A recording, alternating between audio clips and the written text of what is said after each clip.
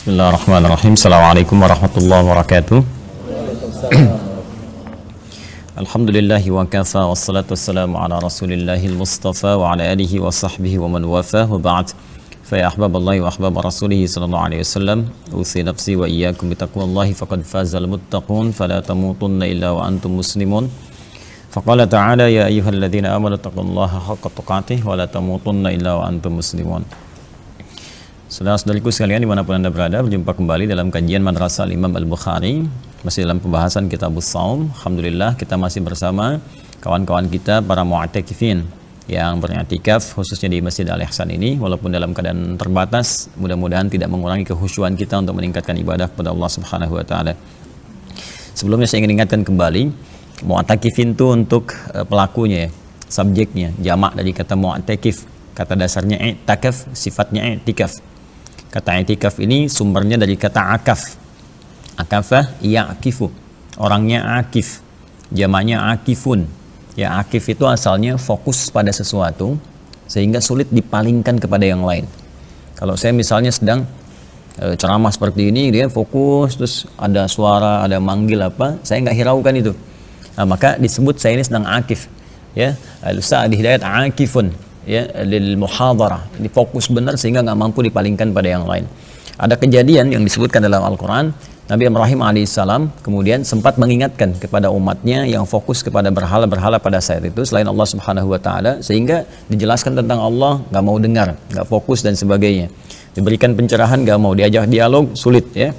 Maka beliau berkomentar, ma hadhi tamathilul lati antum laha akifun. Apa sih yang menjadikan kalian ini begitu fokus sama berhala ini sehingga sulit sekali diajak untuk mendapatkan pencerahan, untuk mengenal Allah dan seterusnya. Nah, itu akifun. Sehingga ditugaskan oleh Nabi Ibrahim alaihissalam oleh Allah Subhanahu wa taala untuk kemudian merubah ya pola dakwah, menyampaikan pesan-pesannya ya, sehingga ketika diutus beliau untuk meninggikan kemudian Ka'bah yang sempat hancur di masa Nabi Nuh alaihissalam terkena banjir besar. Jadi Ka'bah itu sudah ada saat Nabi Ibrahim diturunkan ke bumi. Ingat, jadi bukan dibangun oleh manusia, sudah ada sebelum manusia turun. Itu nanti di Quran surah ketiga Ali Imran ayat 96 sampai 97. Inna awwala baitin wudi'a lin-nasi lalladzi bi Bakkah mubarakan. Rumah pertama yang dibangunkan untuk manusia, bukan manusia yang bangun. Itu sudah ada di masa Nabi Adam alaihissalam turun. Dan di masa Nabi Nuh alaihissalam itu ada banjir besar. Terjadi banjir, itu bangunan atasnya hancur. Ya, kena banjir besar tadi, tersisa pondasi. Pondasi itu dalam bahasa Arab disebut qaidah namanya. Ya, jamaknya qawaid. Jamaknya qawaid. Nah, di era Nabi Ibrahim alaihissalam diperintahkan oleh Allah supaya ditinggikan kembali pondasi tadi yang sempat hancur sebelumnya. Karena itu diabadikan nanti di Quran surah kedua Al-Baqarah ayat 127. Wa idh yarfa'u Ibrahimul qawaid minal bait. Di Ali Imran inna awwala bait. Ka'bah kan disebut Baitullah. Kan?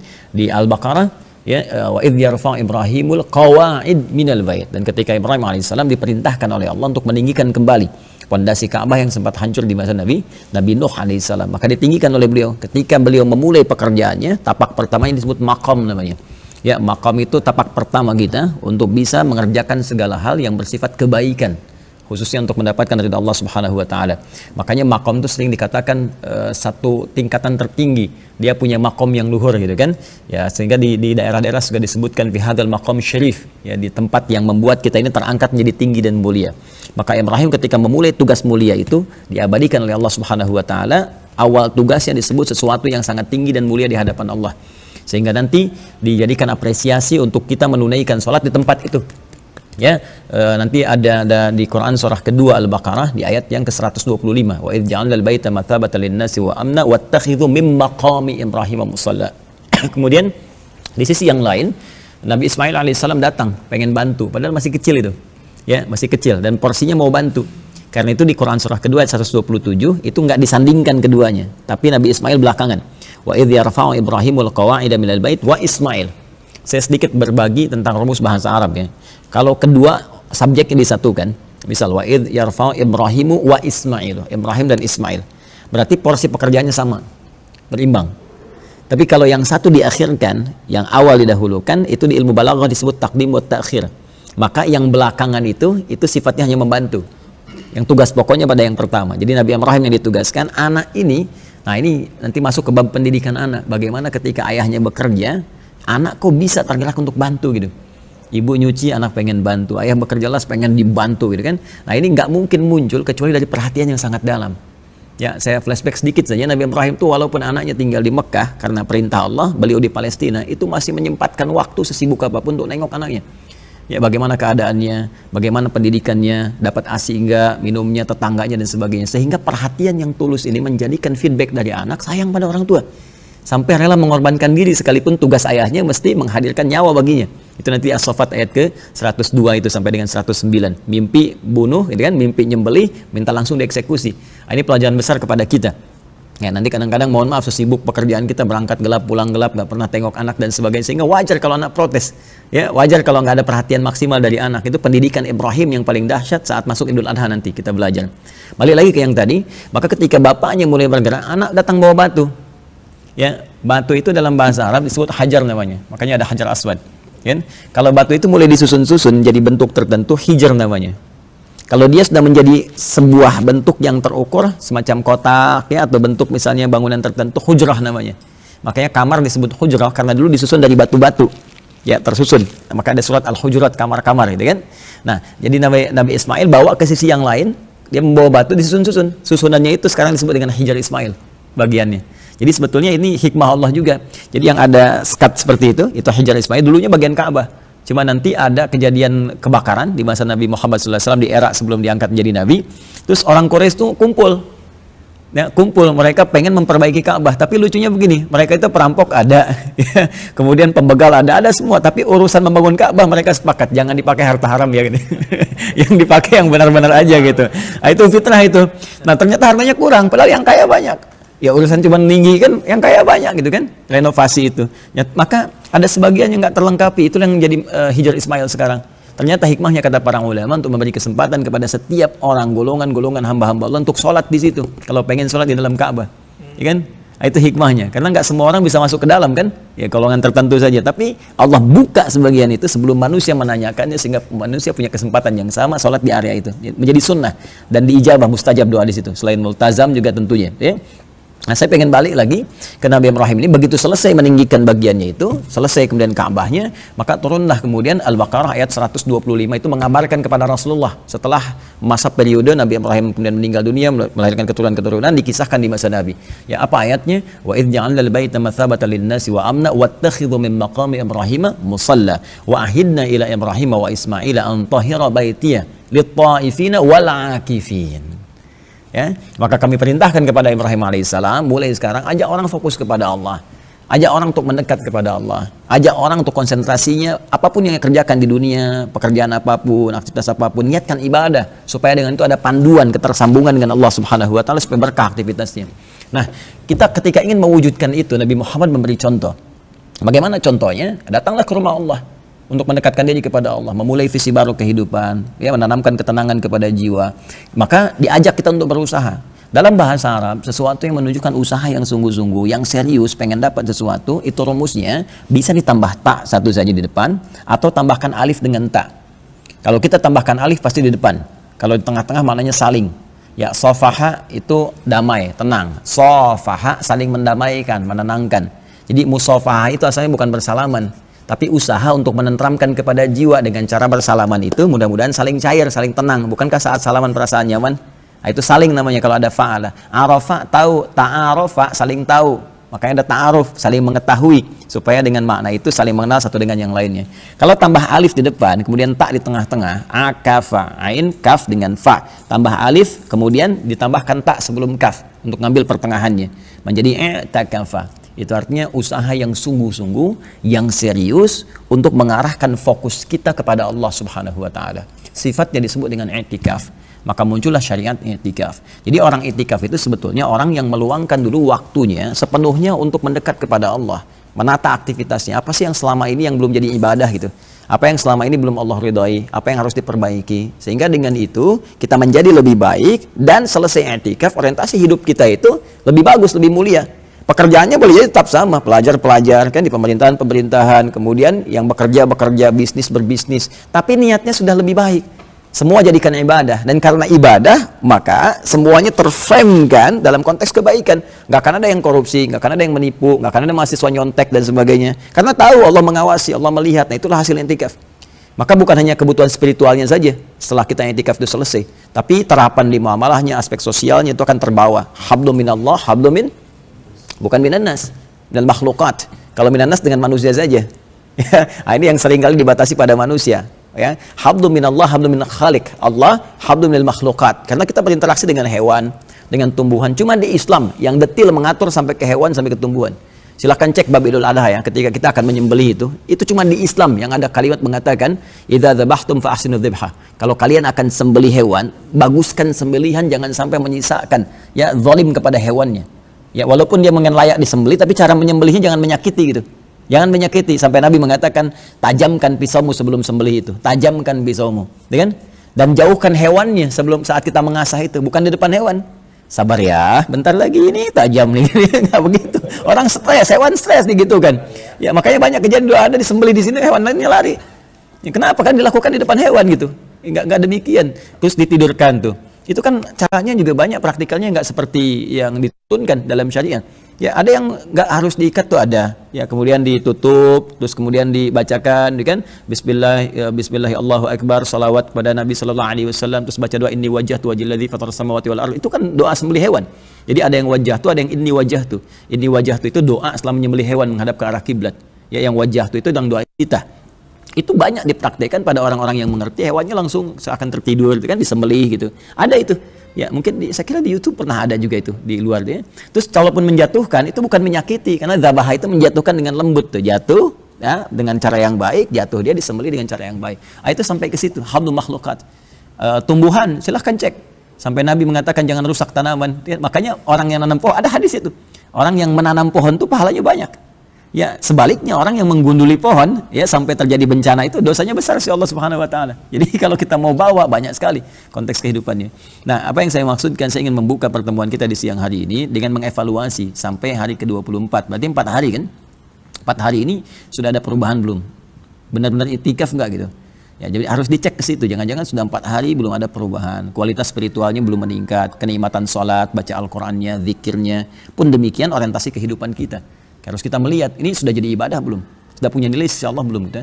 Bayangkan selalu begini, kalau saya meninggal saat ini atau esok hari, punya nilai nggak di hadapan Allah?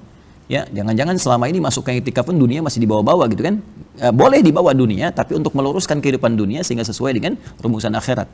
Ya, baik, sekarang kita masuki kembali, kita manfaatkan dulu dengan diskusi 1-2 hari ini untuk pengayaan, ya, memperkaya wawasan kita. Baik, saya bacakan dulu ya, ada sebagian sudah masuk. Bismillahirrahmanirrahim. Pertanyaan akun selalu bertaubat. Ya, ini saya tidak tahu ya, ini dia udah admin di printkan sudah masuk, jadi kita coba sampaikan. Assalamualaikum Ustaz, Assalamualaikum warahmatullahi wabarakatuh. Semoga Ustaz, keluarga dan seluruh staf Quantum Akhirat Institute selalu terjaga dan diberikan kesehatan oleh Allah Subhanahu wa taala. Semoga Allah memberikan kepada Anda lebih baik dari apa yang diberikan kepada saya, dan Allah menjaga kita dalam kemuliaan.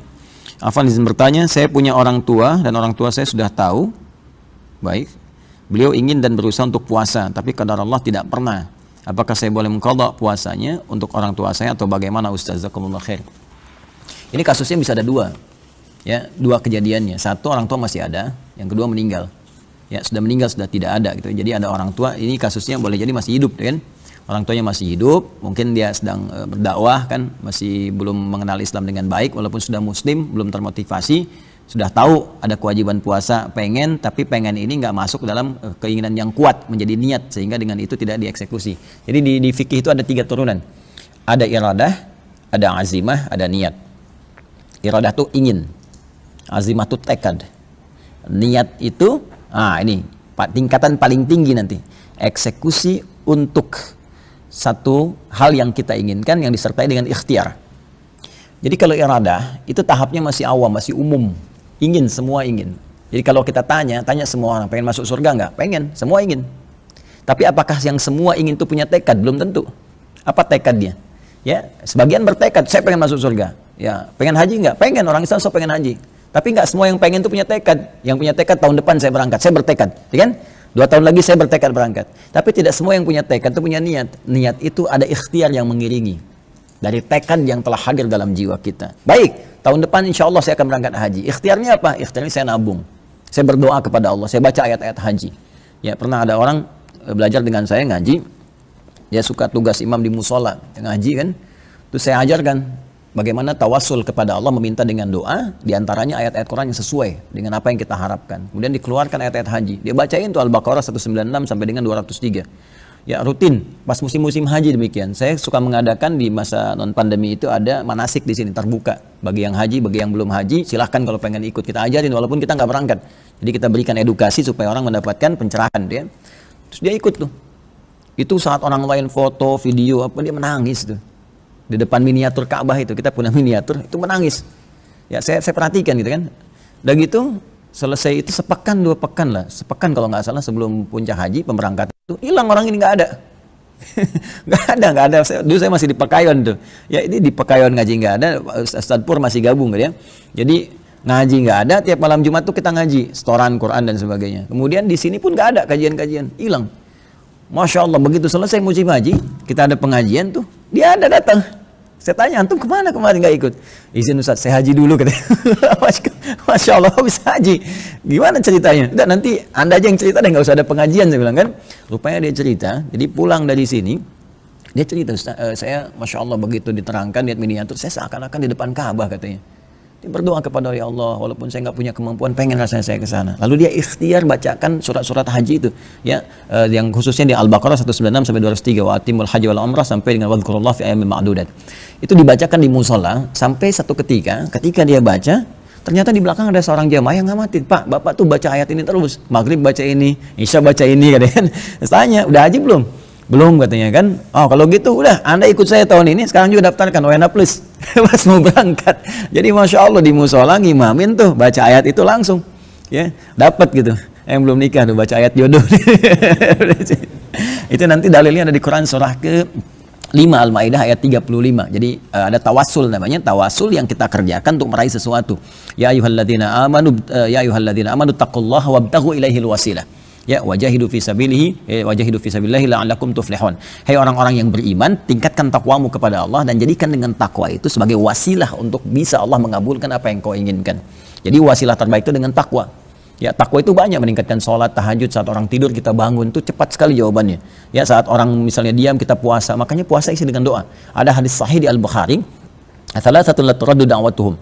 Ada 3 golongan yang bagi Allah cepat mengabulkan doanya, bahkan sulit untuk ditolak. Satu, al-imamul adil, pemimpin yang adil. Di pemimpin adil itu jangankan tindakannya dibenarkan, doanya cepat terjawab. Kedua, as-shaima hatta yuftira, orang puasa sampai buka.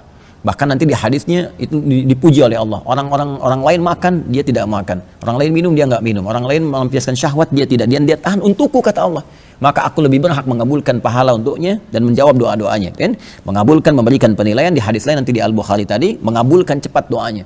Ya jadi saya selalu menyampaikan begini, kalau ilustrasinya kita punya asisten rumah tangga, kita minta misalnya kerja jam 7 mulai, dia kerja jam 5, mengerjakan dengan sempurna, melebihi apa yang kita inginkan. Tiba-tiba dia datang kepada kita, Pak mohon maaf anak saya mau ikut ujian sekolah, kurang biaya 500.000. Kita punya kemampuan lebih dari itu.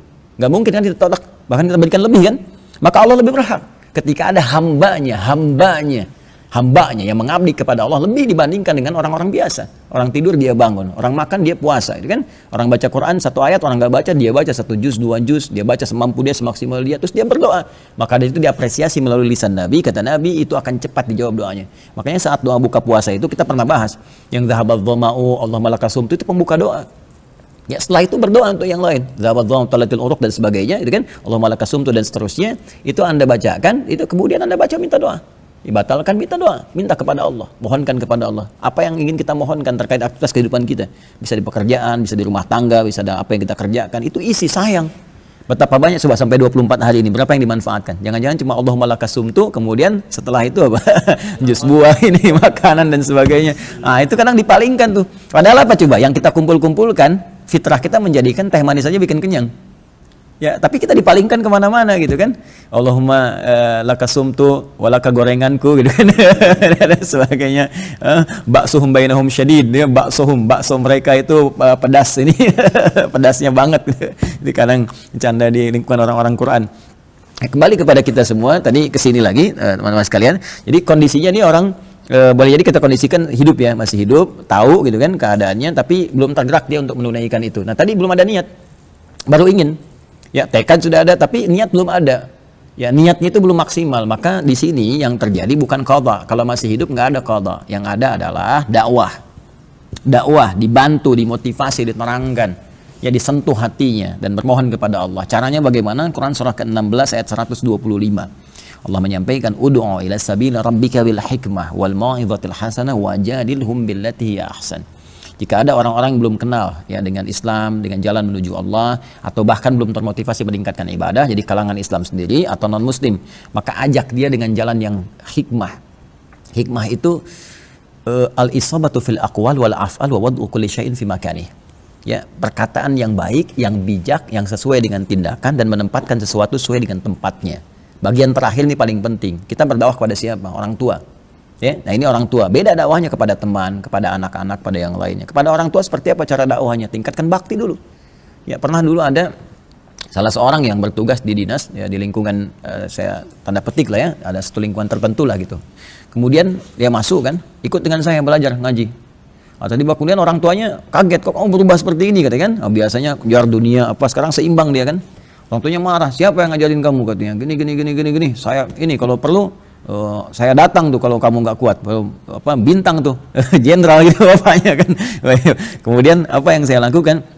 Saya bilang nggak apa-apa. Ya alhamdulillah nanti Allah kasih jalan itu kan, yang penting kamu tingkatkan bakti kepada kedua orang tua, tunjukkan perubahan-perubahan yang baik, kan tidak ada penyimpangan, dunia tetap dikerjakan dengan baik, pekerjaan kamu jalan, karena beliau juga di polisi, bapaknya jenderal di militer, gitu kan. Dia ikut ngaji dan nggak ada perubahan apapun, nggak ada tindakan ekstrim, nggak ada apa-apa, dia menjaga sholat dengan baik, gitu kan. Saya katakan kamu sekarang dakwahnya berbakti pada orang tua, pada ibu, pada ayah, sampaikan yang baik, terus pekerjaan tunaikan dengan sempurna, jangan berbuat sesuatu yang tidak baik dan sebagainya, disiplin. Dia tunaikan, kadar Allah kasih jalan, ibunya sakit. Begitu sakit dimanfaatkan, wah itu full support ya, kemudian full service khidmat, jadi yang nganter ke rumah sakitnya, yang fasilitasi dikasih yang terbaik, dibawa Alpan nganter ke rumah sakit, di situ diberikan yang terbaik, dokternya dimintakan perhatian penuh ya, sampai luar biasa, sampai ibunya nangis. Disitulah bertanya, kamu kok bisa berubah gini, siapa yang ngajarin kamu begini? Ya Ustadz itulah yang bapak kemarin soal itu yang ngajarin saya begini. Nangis semuanya pada saat itu, pengen ketemu saya. Ya, begitu ketemu malah umroh kita bareng-bareng. Setelah itu apa yang terjadi? Kenapa nggak dari dulu kau belajar? Jadi alhamdulillah sekarang berdinas, karirnya naik cukup bagus dan profesional gitu semuanya. Dan kita tidak mengajarkan yang aneh-aneh gitu kan. Nah, ini yang kadang-kadang mesti ada jalan. Kadang-kadang Allah memberikan satu hidayah untuk yang lebih luas lagi. Nah ini pun kita bisa tempuh dengan demikian. Jadi orang tua yang seperti itu pertama dengan doa dulu. Kalau keras seperti doa yang diajarkan oleh Allah kepada Nabi Musa. Ya, alaihissalam dan Fir'aun ketika datang dan Musa dan Harun ketika datang ke Fir'aun. Ya, kita pasti paham dan ingat doanya ya. Rabbi syrahli sadri wa yassirli amri wahlul 'uqdatam min lisani yafqahu qawli. Nah, ini doa bukan khusus untuk Musa saja, tapi diajarkan oleh Allah melalui lisan Nabi Musa ketika berdakwah kepada yang punya watak keras berat. So, kita doakan dulu. Nah, ini dipraktekkan oleh Nabi Muhammad ketika mendoakan Umar. Ya Allah, lembutkan hati satu di antara dua Umar gitu kan. Nah, Umar bin Khattab dipilih oleh Allah padahal musuh Nabi tadinya. Memusuhi, pengen membunuh, pengen macam-macam, pengen ngerjain, tapi ketika didoakan dengan doa itu ada sentuhan ke jiwa. Ya, makanya begitu dia mau datang kepada Nabi, mau mengeksekusi Nabi, ya mau nyerang Nabi, ketemu temannya di jalan, mau kemana? Ya, saya mau hantam Muhammad SAW. Kamu menghantam Muhammad sementara saudara kamu sendiri masuk Islam. Dia marah kan? Maka datanglah ke rumah saudarinya, begitu nyampe di depan pintu dia dengar bacaan Quran. Toha ma anzalna 'alaikal Qur'ana litashqa. Cuman dengar Toha, boom, ada getaran di jiwanya. Tiba kemudian datang ke situ. Ya, tadinya nampar, pengen lihat Quran. Apa yang dibaca tadi? Katanya kan, nggak boleh. Orang yang nggak suci nggak boleh nyentuh. Saya cuma pengen dengar aja diajarin. Tersentuh, masuk Islam. Ya, dengar Toha masuk Islam. Sekarang orang dengar Yasin, Al-Kahf, malah jadi pelaku kejahatan kan. Itu ada yang salah gitu. Ya, berarti ada yang salah. Kita perlu kuat doanya gitu. Kita doakan. Kalau saya selalu memandang pelaku maksiat itu kita doakan, dakwahi. Yang belum masuk Islam kita doakan supaya dapat hidayah gitu kan. Semua punya peluang yang sama untuk jadi baik. Jangan kita jadi agen-agen keburukan gitu kan. Kalau ada orang belum baik kita doakan jadi baik, kita dakwahi. Nah, kembali ke sini, orang tua pun begitu. Kita doakan dalam keheningan malam, kita mohon pada Allah, ya Allah berikan hidayah. Kau jadikan ya ayah saya, kau titipkan dia kepada saya bukan kepada anak yang lain. Berikan saya kemampuan untuk berbakti kepadanya. Ya, satukan kami dalam kebaikan. Minta. Nanti ada jalan Allah akan berikan lewat pancaran hidayahnya. Ya, begitu kemudian itu muncul, nah dikasih ikhtiar tentang kebaikan orang puasa, akhlak orang puasa, kemuliaan manfaat puasa dan sebagainya, kan? Ajak ke tempat orang puasa dan sebagainya, ya. Ada undangan buka bersama tuh yang undang begini, ikut yuk gitu kan? Nah, itu ikut. Nanti pasang ustaz ceramah tentang ini, arahnya begitu. lama-lama seperti yang kemarin saya cerita, orang yang nggak ke masjid ditengok pakai buah-buahan gitu kan, lama-lama ke masjid juga gitu. Nah, kemudian wal mau'izatil hasanah, cari nasihat-nasihat yang terbaik, jangan dari kita. Kalau anak ke orang tua, kalau nggak didengar repot gitu kan. Kalau nggak diminta, mungkin lewat sisi lain, lewat temannya, lewat ustadz, tanya undangan dan sebagainya. Nah, itu arahnya ke situ. Kalau kemudian setelah itu bertawakal kepada Allah. Ya, wa 'alallahi falyatawakkalul mu'minun. Cukup sampai di situ usaha kita. Yang semaksimal selama menjadi orang tua kita, artinya sepanjang hidup. Orang tua kan nggak bisa dipisah. Ya, sepanjang hidup. Bahkan di kisos pun orang tua nggak bisa dikisos. Harus hati-hati ya. Orang tua nggak bisa dikisos dalam konteks gini. Kalau anak misalnya berbuat buruk kepada orang tua dengan misalnya terjadi pembunuhan misalnya kan, terhadap orang tuanya, anak dikisos. Ya, tapi orang tua misalnya karena kejadian tertentu misalnya membunuh anak dan seterusnya, itu nggak berlaku hukum kisos di sini. Awas ya, berlakunya nanti hukum yang lain, jinayat yang lain nanti hukumannya. Kenapa? Ini di salah satu pendapat fikih ya. Awas, jangan sekarang lagi musim potong video. Itu yang berbahaya. Sekarang video saya banyak dipotong-potong, viral jadi masalah gitu kan. Nah, jadi di sini apa? Karena orang tua itu sebab adanya anak, dan anak bukan sebab adanya orang tua. Karena ketika orang tua nggak ada, anak nggak mungkin ada. Fikih itu dalam sampai ke situ fikih itu. Dan nggak mungkin orang tua bunuh anak itu kecuali ada sebab. Sebabnya apa gitu? Ya, nah kalau sebabnya memang sebab-sebab yang menjadikan itu di luar batas syariat, baru dieksekusi. Tapi kalau dia berada di dalam lingkup keadaan syariat, ya itu nggak bisa kemudian berlaku ketika hukum kisos. Ya, misal karena anak durhaka tertentu apa dan sebagainya, marah gitu kan, kemudian keluar sesuatu, ada yang nembak, ada yang apa, kemudian meninggal, itu nggak bisa dihukum mati, nggak bisa dikisos. Ya, tapi kalau misalnya sengaja dia melakukan pembunuhan, ada yang aborsi, yang apa dan sebagainya tanpa alasan-alasan yang dibenarkan, nah itu bisa diberlakukan hukum. Itu pun masih tinjauannya dalam sekali, masih dicari sebabnya tuh, apakah nggak ada unsur keibuannya, kebapaannya ke situ gitu. Kalau masih ditemukan itu nggak berlaku kisos. Ya, itu nanti ada di bab tentang persoalan kisos di tafsir Quran surah ke-2 Al-Baqarah dari ayat ke-178 sampai nanti ayat ke-182. Ya ayyuhalladzina amanu kutiba alaikumul qisas. Nanti Anda bisa cari rujuk kitabnya, namanya Rawai'ul Bayan fi Tafsiri Ayatil Ahkam karya Syekh Muhammad Ali As-Sabuni yang bulan Sya'ban kemarin meninggal. Ya, itu Rawai'ul Bayan, itu membahas tentang pendapat-pendapat ulama dan itu bisa didapatkan di situ. Ya, saya khatam 3 sampai 5 kali kitab itu ya, waktu di kuliahan belajar. Jadi masih ada lah bagian-bagiannya. Nah, kembali ke sini. Jadi nggak bisa anak mengkodokkan orang tua yang orang tua masih hidup, adanya dakwah. Ya, dakwahi sampai dia mau dan doakan. Nah, kemudian kalau meninggal baru ada boleh qadha. Ya, yang semalam itu redaksinya dikutip oleh Dr. Syauqi. Ya, Dr. Syauqi kan mengatakan wa dainullahi ahaqqu an tuqda. Itu maka saya tunjukkan referensinya di Kitabus Shaum di Al-Bukhari, kitab 30, bab yang ke-42. Coba buka bab 42. Paling kiri sebelah atas kalau nggak salah kitabnya. Saya buka juga. Ya, ada nggak? Ya, man mata wa alaihi shaum. Ada ya? Nah, bismillah. Yang dikira ngarang nanti ya, kita coba bacakan. Bismillahirrahmanirrahim. Babu man mata wa alaihi shaum. Benar ya? Ya. Babu man mata, bab tentang orang yang meninggal dunia, ya, kemudian wa alaihi shaum dan dia masih punya kewajiban puasa. Ya, terus bacakan. Hasan.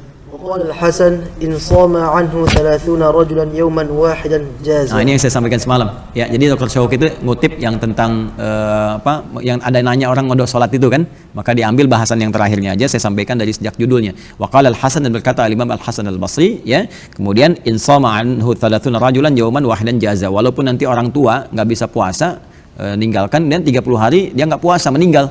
Maka dia punya anak 30 misalnya, atau keturunan 30. Kata Imam Al-Hasan Al-Basri, walaupun 30 ini mengqadha saumnya dalam sehari semuanya puasa, itu selesai kewajiban orang tuanya. Ya, nah hadisnya apa? Bacakan, Mas. Qala haddatsana Muhammad ibn Khalid, haddatsana Muhammad ibn Musa ibn A'yan, haddatsana Abi an Amri ibn Al-Harith an Ubaidillah bin Abi Ja'far anna Muhammad bin Ja'far haddatsahu an Urwah an Aisyah radhiyallahu anha anna Rasulullah sallallahu alaihi wasallam qala man mata wa alaihi siyam shama anhu waliyuhu. Shama anhu waliyuhu. Jadi Nabi SAW pernah menyampaikan pada Sayyidah Aisyah, man mata wa alaihi siyamun, siapa yang meninggal dunia dan dia masih belum menyempurnakan puasanya. Ya, kemudian Nabi katakan shama anhu waliyuhu, maka walinya, keturunannya, ahli warisnya boleh kemudian mengqadha shaum yang diniatkan untuk menutup dari yang telah meninggal tadi. Misalnya punya orang tua dan ayah atau ibu meninggal dunia terus karena sakit, kan? Terus ada ketidakmampuan puasa sepekan atau sampai 24 hari ke ini belum selesai, itu kan? Maka meninggal dunia. Nah, itu boleh kita qadhakan. Itu yang utama diqadhakan, ya, kecuali kalau ketidakmampuan itu ada dari kita maka fidyah. Wa antasumu khairul lakum in kuntum ta'lamun. Al-Baqarah 184. Mendahulukan puasa itu lebih bagus. Jadi kita boleh mengqadha puasa untuk yang telah meninggal dengan kekerabatan kita. Ya, jumlahnya sesuai dengan yang ditinggalkan. Kalaupun tadi kata Imam Hasan Basri dari sabda Nabi ini, walaupun dia punya anak 30, kan, kemudian 30 hari tertinggalkan, 30-30-nya saum di satu hari yang sama, itu dianggap cukup. Ya, dianggap cukup, satu pendapat di sini. Nah, ini apa sebabnya Nabi menyampaikan ini? Baca hadis keduanya. Jadi di Al-Bukhari, apalagi di hadis Muslim. Jadi gini, ada kadang satu hadis, kalimat Nabi utamanya disimpan di awal. Nanti bawahnya kronologisnya kenapa hadis itu muncul, disebut asbabul wurud. Makanya orang-orang yang kadang cuma baca atasnya aja, nggak baca kronologisnya, itu karena nggak paham maksudnya ini kemana arahnya gitu ya, kisahnya apa gitu. Nah, ini penting sekali untuk melihat. Nanti ini banyak kejadian kasus seperti kasusnya kita mau berkurban itu, kan ada hadis jangan potong kuku dan rambut gitu kan. Nah, itu ada yang mengartikan hewan. Nah, padahal nanti di asbabul wurudnya itu terkait dengan orang. Ya, orang. Jadi jangan potong kuku dulu bagi yang mau kurban, jangan potong rambut yang melekat di tubuh, supaya Allah berkenan mengampuni seluruh yang melekat pada dirinya dari ujung rambut kepala sampai dengan ujung kakinya.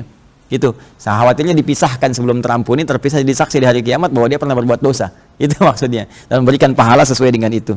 Nah, di sini ada kronologisnya kenapa kemudian kalimat Nabi itu muncul. Boleh dibacakan, lanjut. قال حدثنا محمد ابن عبد الرحيم حدثنا معاوية ابن عمرو وحدثنا الزائدة عن الأعمش عن مسلم البطين عن سعيد بن جبير عن ابن عباس رضي الله عنهما قال جاء رجل إلى النبي صلى الله عليه وسلم فقال يا رسول الله إن أمي ماتت وعليها صوم الشهر. Inna ummi kalau inna ummi ibu kita, inna ummi sungguh ibuku, inna ummi. Oh, iya. إن أمي ماتت وعليها صوم شهر أفأقضيه عنها قال نعم قال فدين الله أحق أن يقضى. Jadi gini, ini menarik nih. Yang ini kan riwayatnya Ibnu Abbas radhiyallahu taala anhuma. Yang di atas Sayyidah Aisyah.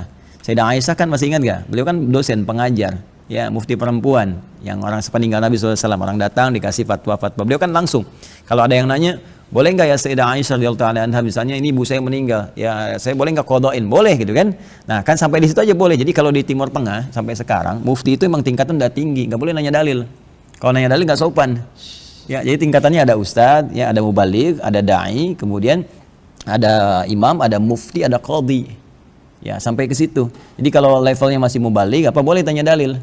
Ceramah, terus kita misalnya bingung apakah benar seperti itu, kan boleh nggak saya tanya referensinya di mana, dalilnya apa, itu boleh. Ya, kalau ke imam misalnya kan yang imamin lupa surat atau apa boleh gitu, atau khatib ceramah khutbah boleh. Tapi kalau mufti itu levelnya dia sudah menguasai ya konstruksi hukum semua, kitab-kitab dan sebagainya. Dia nggak usah nanya dalil lagi kecuali yang selevel dengannya, sesama mufti misalnya diskusi apa. Sebab kalau nanya dalil ke mufti dibalikin suruh nyari kitab malah nggak bisa baca, nggak tahu nyari. Ya, malah minta dibacain gitu kan. Itu kan jadi keterlaluan lagi. Jadi kalau di Timur Tengah yang kayak gitu diusir nantinya. Kalau kamu nggak percaya saya, pergi aja minta kepada yang lain katanya. Ya, jadi sudah ada tabiat. Kalau mufti itu harus dihargai karena udah paham betul semua konstruksinya, nggak usah ditanya lagi. Jadi jangan nanya dalil ke mufti. Ya, di Indonesia ya kadang-kadang begitu. Saya ini amin khutbah di Timur Tengah, di kuliah dakwah Islamiyah di Tripoli. Ya, saya ngasih fatwa, nunjuk orang khutbah, kemudian ngoreksi khutbah orang. Jadi kalau mau khutbah di dakwah Islamiyah itu disahkan dulu ke saya teksnya, saya koreksi dulu. Ya, terus ada orang nanya, kita kasih fatwa dan sebagainya. Pulang-pulang disebut bid'ah. Ya, kejadian Pak Zul. Saya dakwah, Ban minta dalil, saya tunjukin dalilnya nih, buka kitab Banu. Diminta ada terjemahannya enggak gitu. Bisa kayaknya kita capek sendiri gitu kan. Nah, ini Sayyidah Aisyah itu mufti, jadi nggak ditanya lagi dalil apa-apa dan sebagainya. Nah, Ibnu Abbas, kadang beliau kan periwayat hadis, beliau nyeritakan supaya orang tahu latar belakangnya apa, kisahnya begini apa. Maka hadis kedua tentang riwayat dari Ibnu Abbas radhiyallahu taala anhuma, beliau menyampaikan, kata beliau, ja'a rajulun dan Nabi sallallahu alaihi wasallam. Kisahnya begini, yang dari Sayyidah Aisyah dikonfirmasi oleh beliau. Datang seorang laki pada Nabi sallallahu alaihi wasallam. Qala ya Rasulullah, dia berkata, ya Rasulullah, inna ummi matat 'alaiha shaum. Ibuku baru aja meninggal. Tapi beliau belum menyempurnakan puasanya gitu, masih ada utang puasa. Kemudian, nah ini yang paling menarik, syahrin, 1 bulan lagi. Ya, 1 bulan, afaqdiha anha, boleh enggak saya pengen berbakti untuk bisa mengqadhakan itu untuk ibu. Nah, ini yang dibaca dari sini jangan langsung ke hukum qadhanya dulu. Dibaca baktinya birrul walidain dulu. Di bagaimana orang-orang dulu dari kalangan sahabat itu ingin menyempurnakan baktinya kepada yang terbaik.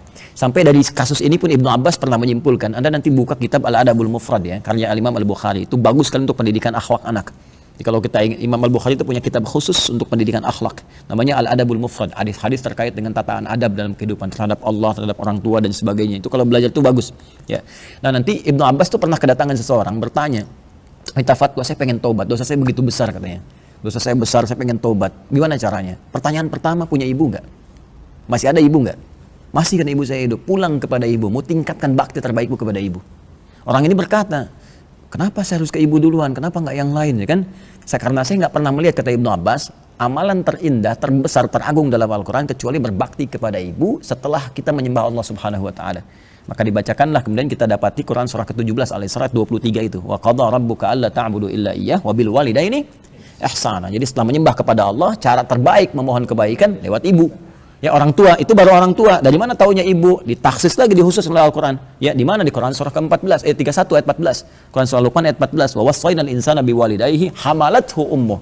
Dikuatkan di Quran surah ke-46 ayat 15. Ya, wa wassaynal insana biwalidayhi ihsana hamalathu ummuh. Ibunya dulu. Karena ibu punya kemuliaan 3. Asal dari kelahiran kita kan ibu dulu, asal yang berjuang keras, gitu kan? Asal yang berjuang keras. Kemudian dari mengandung, melahirkan, menyusui. 3 kemuliaan itu. Selebihnya ayah nanti berperan untuk nafkah, untuk bimbingan dan sebagainya. Maka ibu didahulukan, tapi kemuliaannya sama dengan ayah, ya, dua-duanya gitu. Tapi di sini ibu kalau ada itu diutamakan dengan dasar tadi. Maka di sini kemudian beliau cara pandang para sahabat pada waktu itu yang paling terbaik itu apa? Terutama kalau ibu masih ada, ya, ayah masih ada, itu dimaksimalkan. Ya, itu sebagai wasilah. Makanya nanti turunan dari situ hadisnya banyak, seperti doa orang tua, hadirnya ridha Allah, ridha Allahi fi ridhal walidain wa sukhtullahi fi sukhtil walidain, ridhonya Allah akan diturunkan, ya, berdasar ridhonya orang tua. Makanya kan banyak orang minta restu kepada kedua orang tua, minta doa. Nah, ini jangan dibatasi pada itu saja. Padahal kita itu berjuang untuk orang tua, misalnya itu masuk, belajar saya niatkan untuk membahagiakan orang tua, itu dapat ridha Allah di situ.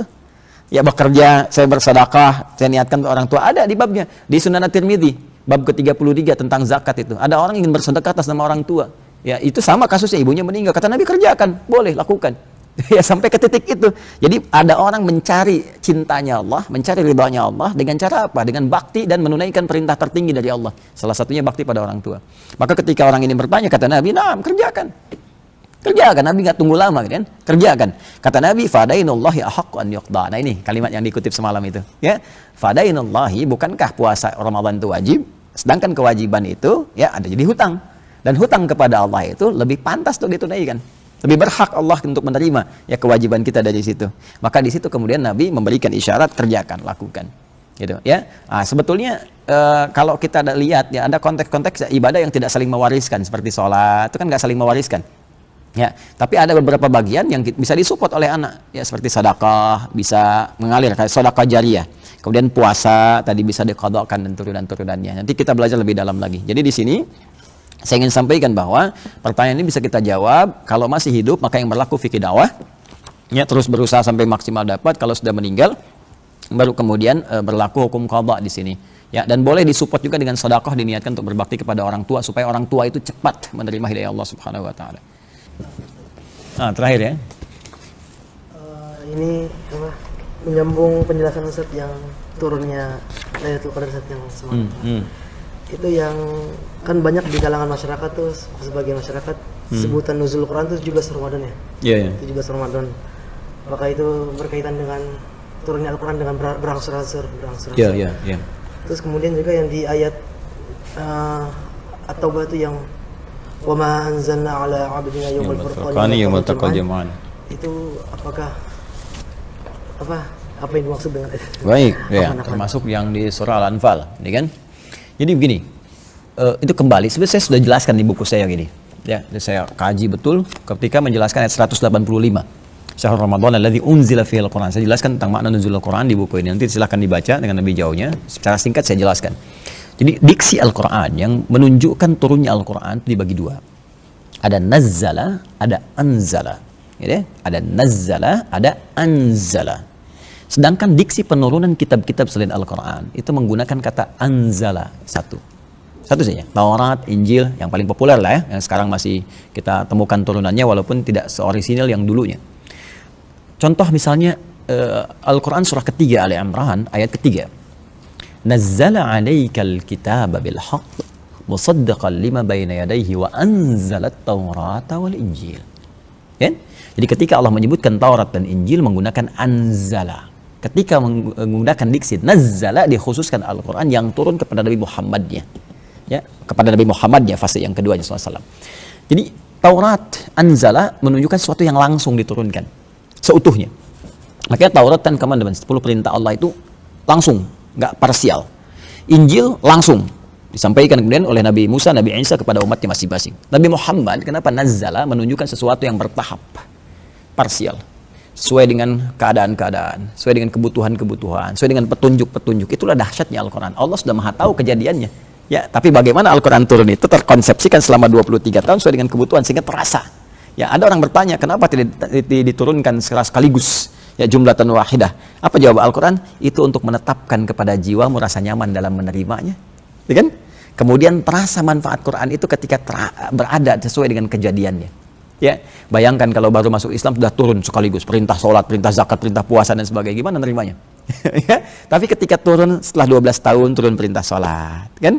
Hijrah ke Madinah 2 tahun turun perintah puasa, turun perintah zakat, nyaman kita secara bertahap, secara bertahap. Nah, itulah hikmahnya.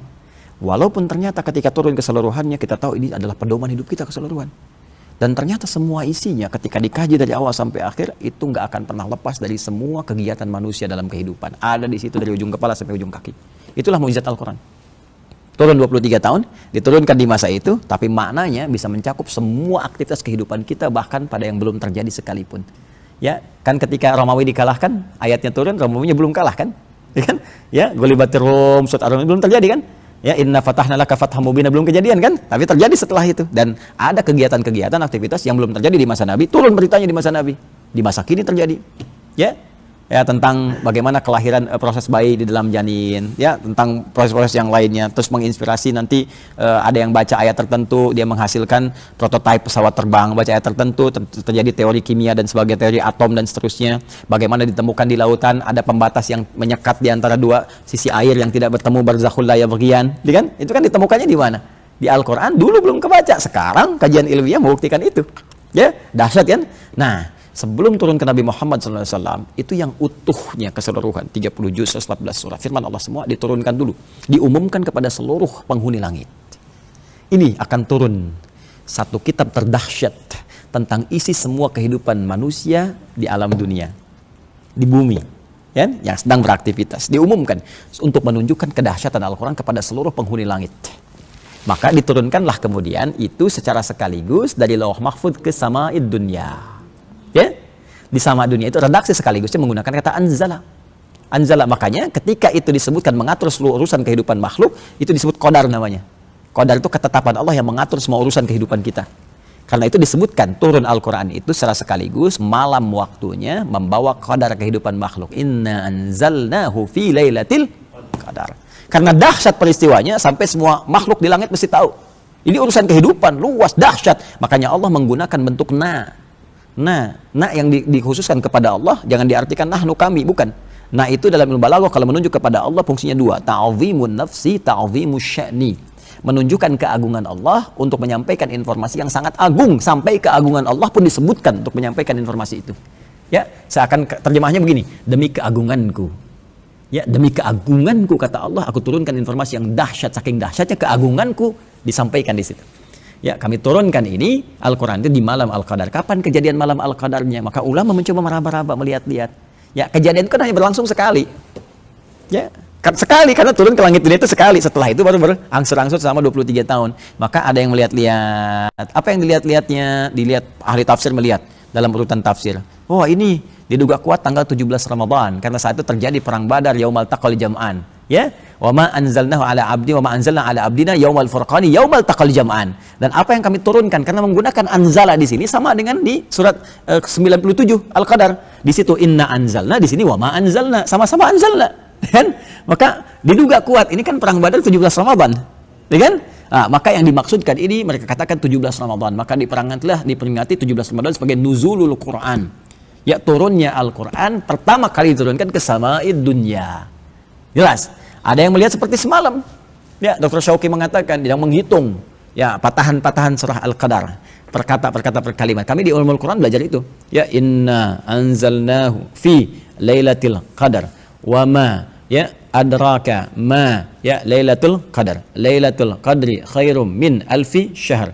Tanazzalul malaikatu fiha biizni ya rabbihim min kulli amr. Ya, kalau kita pecah lagi dua domir tadi, kita lanjutkan ke sampai sini, baru tersisa salam. Salamun hiya hatta matla fajar. 30. 30 kan?